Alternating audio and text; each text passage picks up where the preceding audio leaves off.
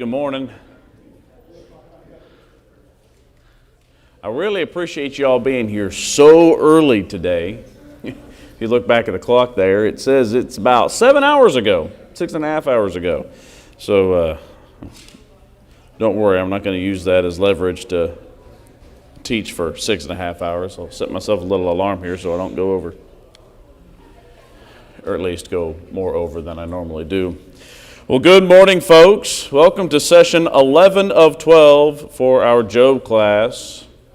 Class about a blameless and upright man who fears God and turns away from evil. No handouts today. I figured we could use a little break from that. Probably some bad timing on that because we're getting something a little different. But you'll find that it really is only a little different after we go through our study today. We're going to be in chapters 32 to 37.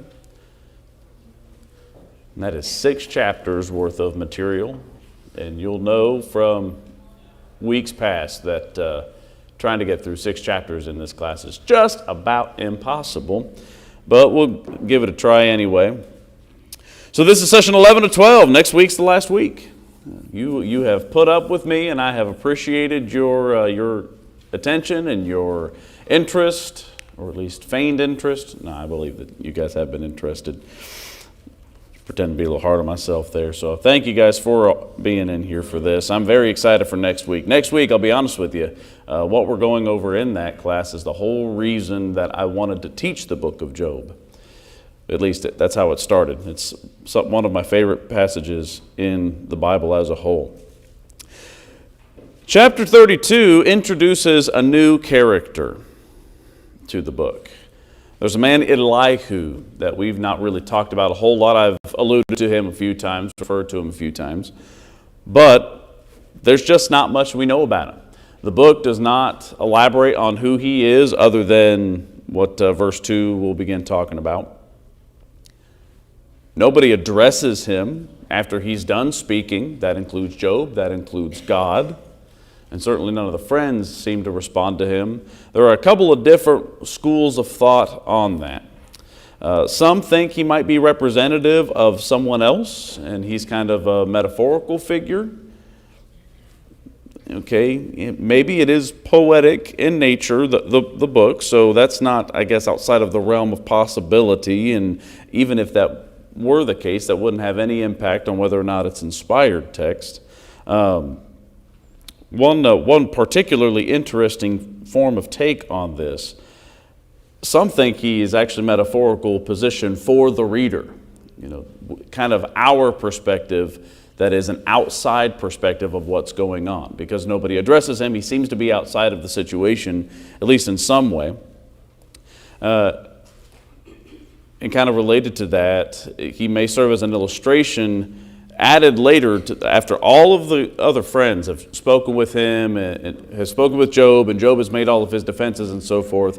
He might be a later illustration to emphasize that no matter what, our wisdom cannot compare to God's, and we'll look at where Elihu thinks he's wise.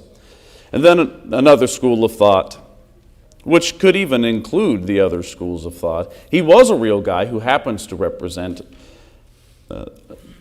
folks from our position, the reader's position, and he's just separate from the situation, either because people, the guys who were in the story, our so-called main characters, Job, Eliphaz, Bildad, and Zophar, it's possible they didn't know he was there. It's possible that they just ignored him outright. They let him speak for a little bit and like, okay, kid, you are welcome to have gotten your thoughts in there. I don't really think that's what happened, but I'd like to think that's what happened. That sounds kind of funny based on all of the conversation Elihu will have. Elihu, just for your own practical knowledge, you look there in verse 2 of chapter 32. Elihu, the son of Barashel, the Buzite, of the family of Ram. Elihu means my God is he. Barashel, or probably Barchel, that bows before God. That's what that means. That bows before God. And then Ram means high above or exalted. So there's some significance to this man. Very interesting also that he's got kind of a Hebrew name despite the fact he's probably not a Hebrew. Again, Job, the events of Job, we believe, took place long before Israel would have, or I guess not long before, but certainly before the tribes of Israel had been established and so forth. All right. Any questions about who Elihu is and what he means to our story based on that? Okay. Well, let's begin. Let's pick up right there in chapter 32. Let's read verse 1. Then these three men ceased answering Job because he was righteous in his own eyes. This is one of a few bad chapter breaks in the book of Job here. Again, remember that chapters and verses are not inspired. They were added much, much, much later after the Bible was written. Chapter 32, verse 1 probably belongs at the end of chapter 31 there, so to speak, because it's a reference to the conversation that had just concluded. But I want you to take notice there of the language in verse 1. First of all, they stopped answering him. They didn't see any point to answering anymore. Why? And how do we know that? Because he was righteous in his own eyes. This bears the question, is it wrong to see yourself as righteous in your own eyes? Is that inherently wrong? According to John, it didn't. John says you'll know. Yes, sir. You'll have confidence in that. You'll have nothing. Exactly. So no, it is not wrong to, in your own eyes, see yourself as righteous. This entire time, Job has been defending his integrity. He slipped a couple of times, but dude's on an emotional roller coaster. Let's give him a little bit of a break.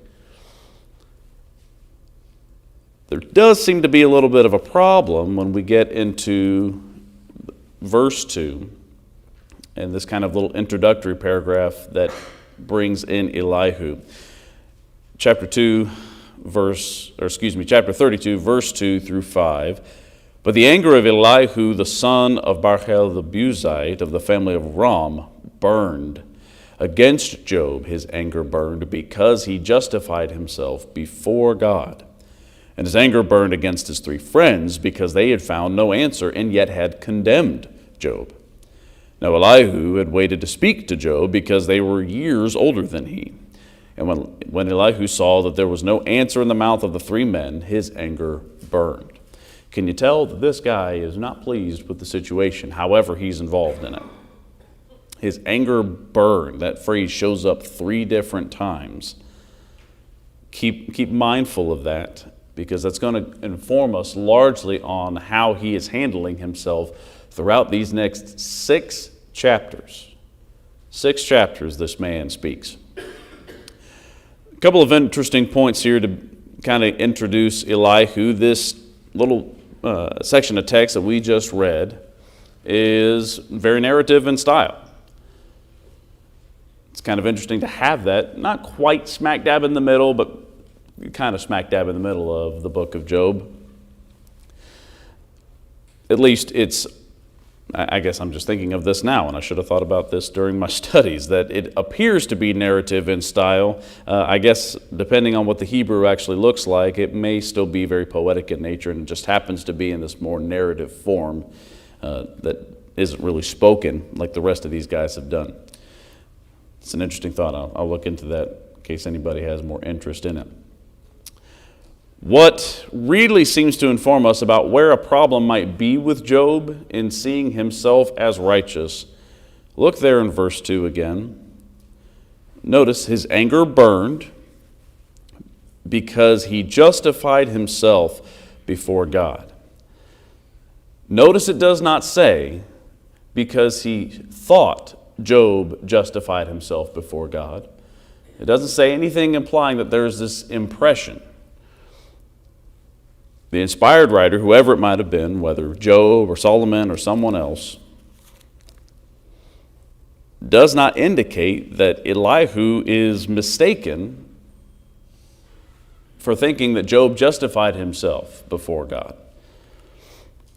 His concern is that Job is looking at his own righteousness instead of God's. And as we'll go through, he refers to a few times where Job has misspoken. We'll also look at a few times where he twisted Job's words. But Job has made some mistakes in all of this. And he's also frustrated with the three friends because they didn't find any good reason to condemn him. And you'll recall that they threw out a whole lot of different, what they thought were examples, but weren't honest examples of how Job carried himself. I mean, just look at Eliphaz in his last speech. And I mean, man, you can see some of the very serious accusations brought against Job. And Elihu knew, he could tell, there was no real merit to what they were saying. So he is upset with the whole situation, and maybe there's been a level of respect because they were years older than he, verse 4, that he allowed them to get what they had to say out of the way. But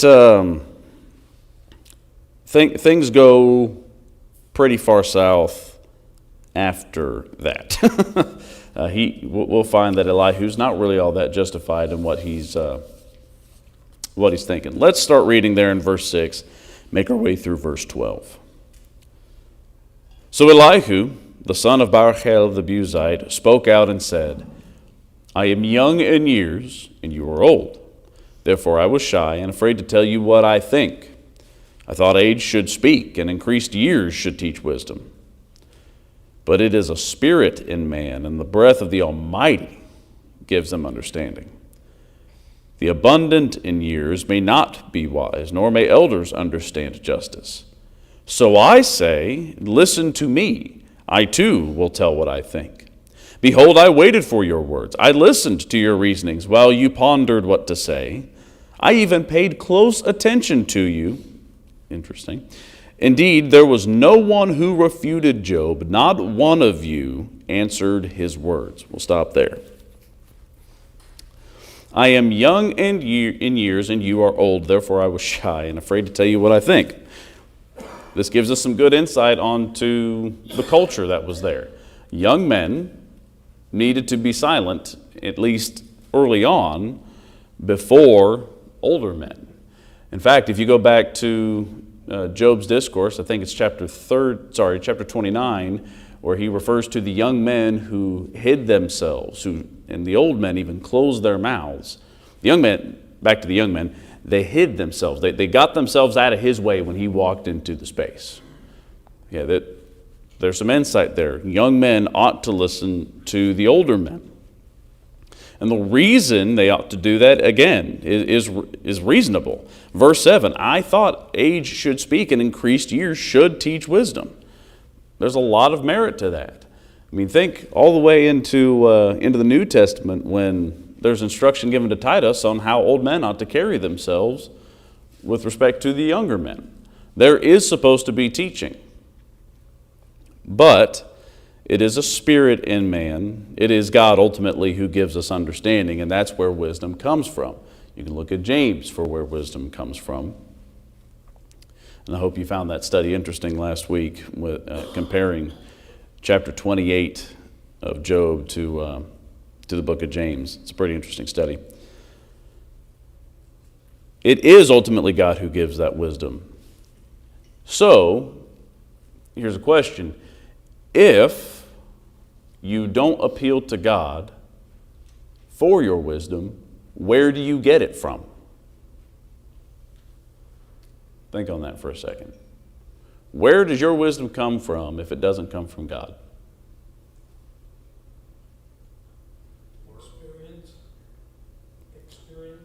Experience, the world, worldly wisdom.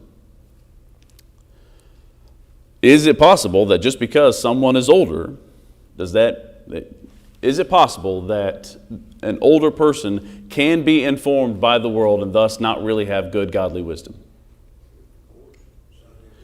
It's a very awkward thing for me to ask, being, I think, the second youngest in the room. Thanks, Jake, for being a little younger than me. Yeah, it is possible. I heard someone start speaking up here. Was it you, Mike, or Pete? We just agreed and said it was Yeah, everywhere. absolutely. Sometimes being older just makes you old. not heard it put that way before. I'm kind of reminded, I think it's 1 Timothy chapter 4 and verse 12. Says, don't let anybody discredit you for your young age, essentially. I don't have the verse memorized, but that's essentially what Paul is informing Timothy to do. Like, hey, there are going to be people older than you who think they know a thing or two. There needs to be humility to temper that sort of wisdom that might be present in the younger person than the older person. But does Elihu have that wisdom? Does he actually have grounds to stand on? Let's really start getting into this now. Let's pick up there in verse 13 and make our way through verse 20. Speaking to those folk, those guys, the 4 men, do not say, we have found wisdom. God will rout him, not man. For he has not arranged his words against me, nor will I reply to him with your arguments. He's telling them not to argue with Job anymore and to trust that God will take care of him. I'm going to get involved in the situation here. Verse 15, they are dismayed. They no longer answer. Words have failed them. You can see that back in verse 1. Shall I wait because they do not speak, because they stop and no longer answer? I too will answer my share. I will also tell my opinion, for I am full of words.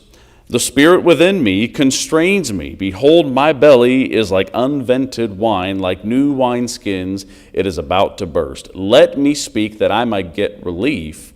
Let me open my lips and answer. This first chapter of Elihu starts off by, how was he introduced? What's that phrase that showed up 3 times in that first little kind of narrative section? His anger burned.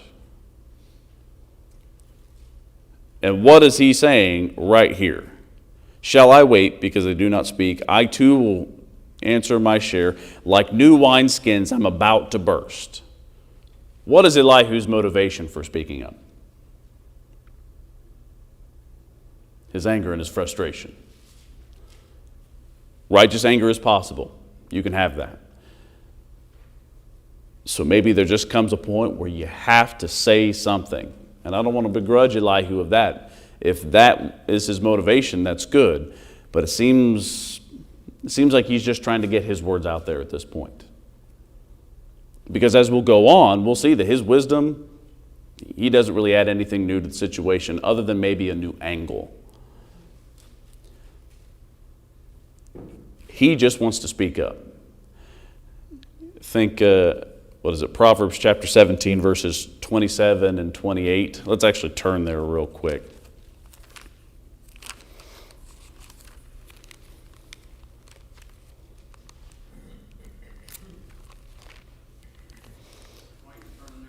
Yes, sir.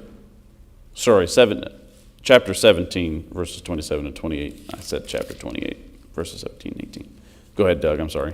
Ephesians, I think, 4-26 is be angry and sin not. Yes, sir. Then later on in the chapter it says, let no uncorrupt talk come out of your mouth. Great point.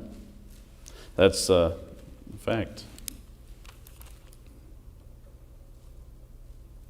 I'm going to make a note of that and modify my own notes. Thank you, Doug.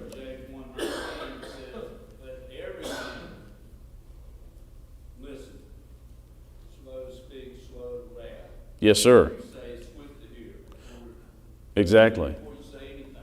That another great passage that would have really informed Mr. Elihu on his little tirade he ends up going on.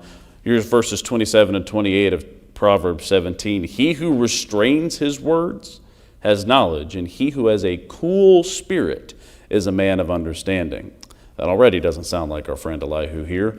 Even a fool, when he keeps silent, is considered wise. When he closes his lips, he is considered prudent. So there in Ephesians, there in James, and in Proverbs, and we could go probably to other passages to highlight the fact that sometimes keeping your mouth shut is the right thing to do. All of Job's friends knew that basically from, or at least showed that at the very beginning, all the way back in chapter 3. It's been a while. Chapter 2, the end of chapter 2, when they were silent. That was the wisest they had been up to this point. So Elihu is just getting up in a tizzy when he sees what he believes to be older men than him dropping the ball. Again, that alone is not something to be upset about, but where he goes with this certainly doesn't go very well. Verses 21 and 22, let me now be partial to no one, nor flatter any man, for I do not know how to flatter, or else my Maker would soon take me away. So he's not going to try to butter anybody up. He says, I'm just going to cut loose. I'm going to tell it like I see it. Is what he's getting at there. Verses 1 and 2, he's addressing Job directly, however that looks in this situation. However now, Job, please hear my speech and listen to all my words. Behold, now I open my mouth, my tongue and my mouth speak. So he's speaking up there. Let's read through verse 5. My words are from the uprightness of my heart, and my lips speak knowledge sincerely. The Spirit of God has made me, and the breath of and the breath of the Almighty gives me life. Refute me if you can. Array yourselves before me. Take your stand. So we're getting into the question here, because he's not been wrong yet. We know that later on he is wrong, which informs us that chapter 32, the stuff that's going on there, wasn't inherently wrong. It could be a righteous young man wanting to correct unrighteous older men. He's making the claim here, essentially, listen up to me because I know I have something useful to say. He's a tad bit arrogant, don't you think? I was going to say, is he on the moral high ground or is he on a moral high horse? You've heard me use that phrase a couple times.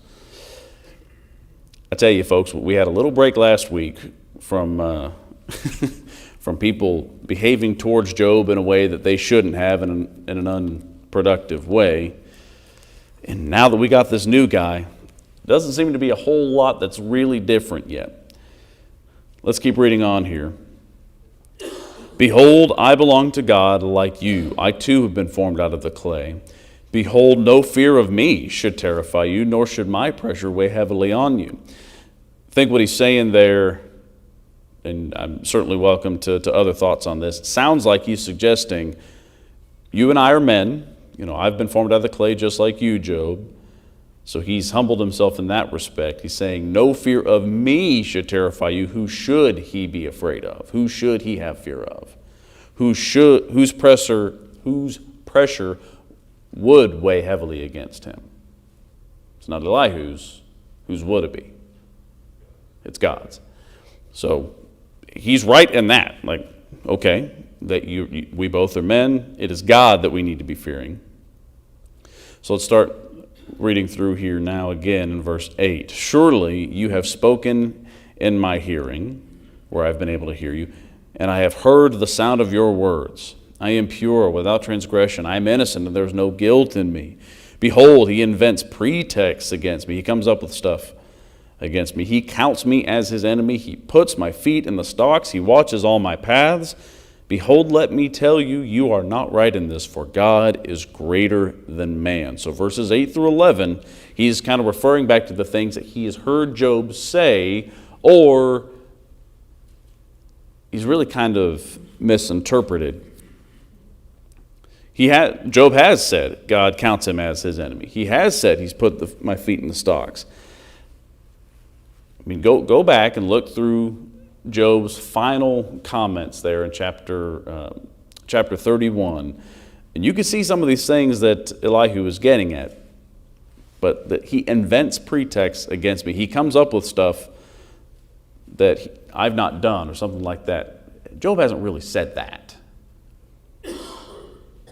So it's kind of an early on form of Elihu taking things a little bit out of context here. Verse 12, as the others have done before, let me tell you this, you are not right in this. God is greater than man. True, very true, but that there is righteousness that man can find based on God. Start reading now, all the way down to verse 30. Why do you complain against him, that he does not give an account of all his doings? Indeed, God speaks once or twice, yet no one notices it. In a dream, a vision of the night, when sound sleep falls on men while they slumber in their beds, then he opens the ears of men and seals their instruction, that he may turn man aside from his conduct and keep man from pride.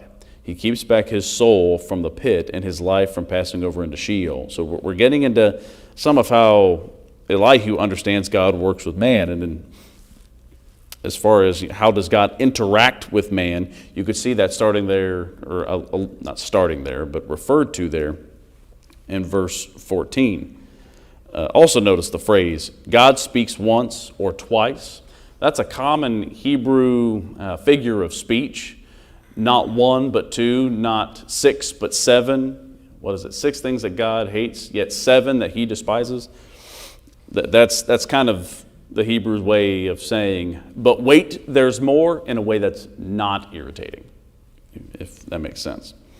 Anyway, let's pick back up there in verse 18. He keeps back his soul from the pit and his life from passing over into Sheol. That is, God, as he informs people how to live, protects them. Man is also chastened with pain on his bed. This is the second form of how God is speaking here. Look at this. Man is also chastened with pain on his bed and with unceasing complaint in his bones, so that his life loathes bread and his soul favorite food. His flesh wastes away from sight, and his bones, which were not seen, stick out. And then his soul draws near to the pit, and his life to those who bring death. So back in verse 15 through 18, one of the ways God speaks is through dreams and visions. Interesting. Eliphaz mentioned that he had seen things in a dream and learned information from a dream. And we do know that God has spoken to people through dreams. Just look at the book of Daniel for some of that. That's not a terrible way to get information from God, at least back in those times. If you think God speaks to you directly in your dreams today, I'd like to point you to 1 Corinthians chapter 13. And we can have a discussion on that if you'd like. But there in verse 19, all the way through 22, seem to suggest in Elihu's mind that God also instructs and speaks through pain. It's a pretty interesting perspective there. Not totally wrong. God does teach through pain, that is for sure. 2 Corinthians chapter 12, verse 7 through 12 seem to indicate that. Not that God wants the pain to happen, but he will leverage it. Let's pick up now in verse 23. If there is an angel as mediator for him, 1 out of 1,000, to remind a man what is right for him, then let him be gracious to him and say, deliver him from going down to the pit. I have found a ransom. Let his flesh become fresher than in youth. Let him return to the days of his youthful vigor. Then he will pray to God, and he will accept him, and that he may see his face with joy and may restore his righteousness to man. He will sing to men and say, I have sinned and perverted what is right, and it is not proper for me. He has redeemed my soul from going to the pit, and my life shall see the light. Elihu is saying here that pain from back in verses 19 and 22, when repentance is found, things are going to get better again. What's that sound like? You are being punished right now, but if you get right with God, you're not going to get as much punishment. What's that sound like? That's what they've been saying. It's the same thing. Listen to me, I have some things to say. No, you don't, kid. Shut your mouth. You are introducing nothing new to this conversation. This is just a different angle on the law of retribution. As we get farther into Elihu's speech, and I don't know that we'll make it all the way to it there, it's really that there does seem to be an indication that Elihu thinks that this punishment that Job is experiencing is more like a proactive effort of God's on the person. That is, I'm going to send all of this punishment on you now, because if you do start sinning, this is what it's going to look like. Elihu does acknowledge that Job has sinned up to this point, but he looks at wickedness kind of in a preemptive way. At least it kind of seems to be like that. That's highlighted in chapter 36. So yeah, nothing new here, really. So sorry, we get a new guy. That's fresh and exciting, but we're still getting a whole lot of repetition here. There's a very valuable lesson to be learned from that as we get into the text next week. Let's pick up and finish reading through 33. Behold, God does all these oftentimes with men to bring back his soul from the pit, that he may be enlightened with the light of life. Pay attention, O Job, listen to me, keep silent and let me speak. I mean, could you just imagine if, like, I walked up to you and said, all right, shut up and listen to me. I'm pretty sure there are a couple of you here would want to knock my teeth out. Wouldn't you, Mike?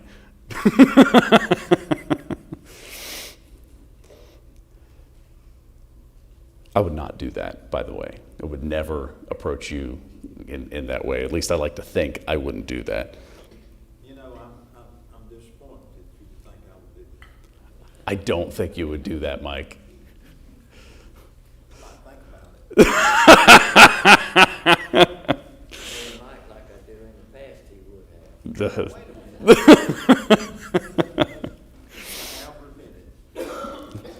And that's good. I appreciate that you would at least think before wanting to knock my teeth out. Me running my mouth in a way I ought not to. I don't think Mike would actually do that. Okay, I have a good relationship with him. That's why I said that. All right.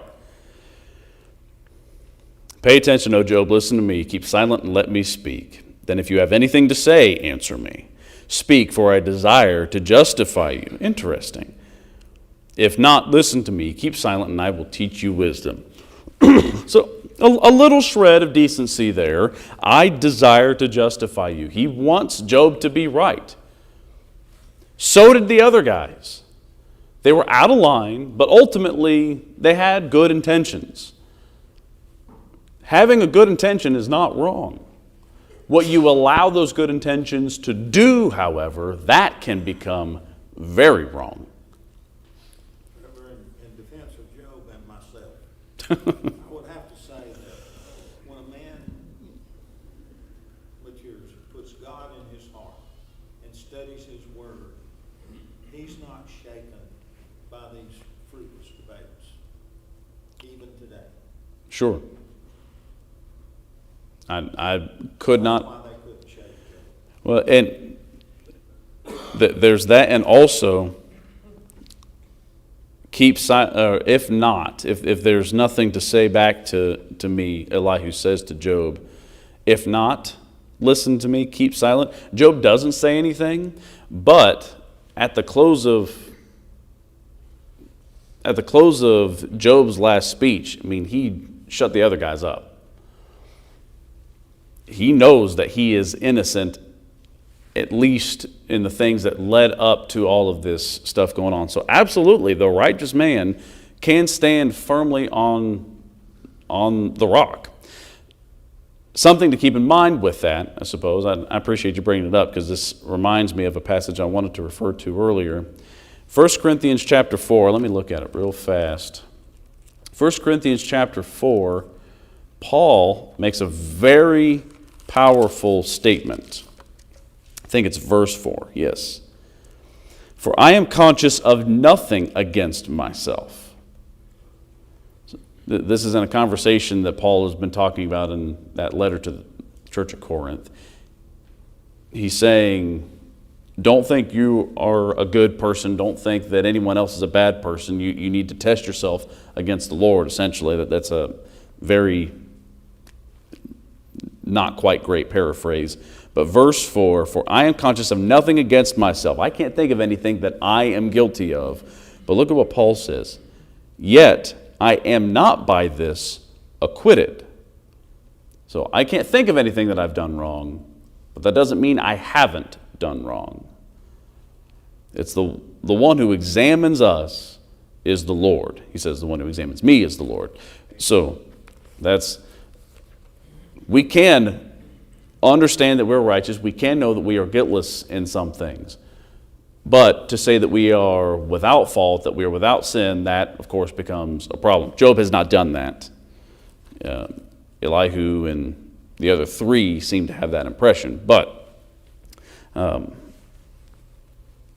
where the pride that's factor comes in. You can be righteous, but it can be a righteous pride. right. You not sin. Absolutely. Yeah, we have to be mindful to not let our righteousness turn into pride. Because at the end of the day, where does righteousness come from? It comes from God. Who informs us on how to be righteous? God. Can we be righteous without God? No, it just doesn't exist. So Job needs to be mindful of that, and so do we in those times where we are right, but we can defend ourselves if we have the moral high ground. Again, moral high ground, not a moral high horse. Starting up there in chapter 34, Elihu turns to the other men in the situation more directly. Then Elihu continued and said, hear my words, you wise men, and listen to me, you who know. Some sarcasm right there. There are some notes of sarcasm that have been peppered throughout the book, and the most sarcastic person has yet to speak. Verse 3, starting in verse 3, for the ear tests words as the palate tastes food. Let us choose for ourselves what is right. Let us know among ourselves what is good. Not very good language there, Elihu. What are you using to inform us what is righteous? Are we choosing for ourselves, or are we comparing it to what God has spoken? Verse 5, for Job has said, I am righteous, but God has taken away my right. Should I lie concerning my right? My wound is incurable, though I am without transgression. So he's referring to things that Job has said, trying to direct the men to those things that he's spoken up, that he's made a contention with. What man is like Job, who drinks up derision or wickedness or scoffing like water, who goes in company with the workers of iniquity and walks with wicked men? Look at this. For he has said, it profits a man nothing when he is pleased with God. Let me, Look to chapter 21, verse 15 real fast.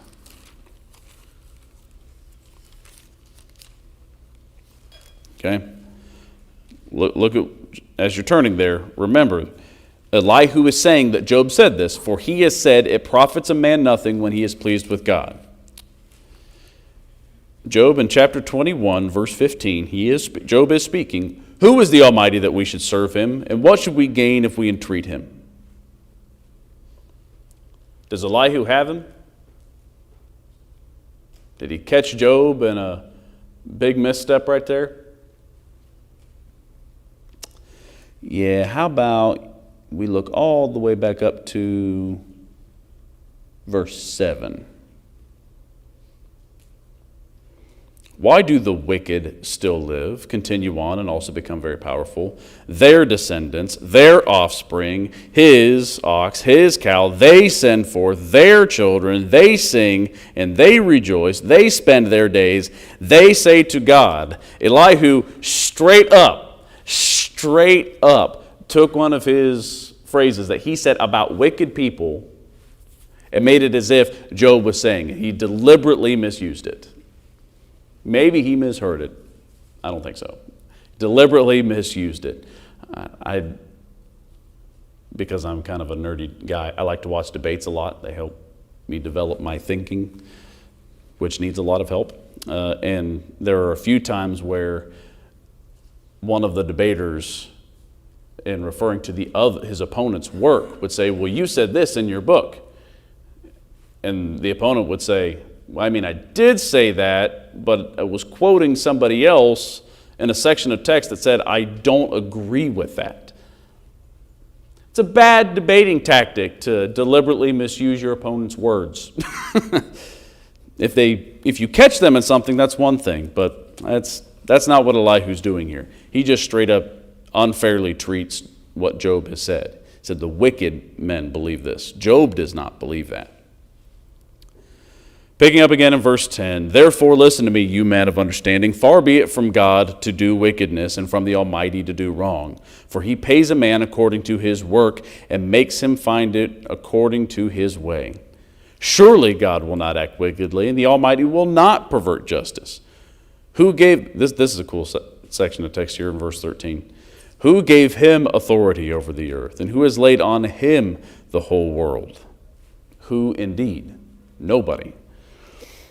If he should determine to do so, if he should gather to himself his spirit and his breath, all flesh would perish together, and man would return to dust. So there is some greatness of God in here. Elihu does not doubt God's greatness. Remember, his concern is that Job defended himself instead of defending God. So we would expect Elihu to really speak up a whole lot about God, and he does throughout the rest of the text here. We won't be able to get all the way through it, but he does do a good job of talking about the greatness of God.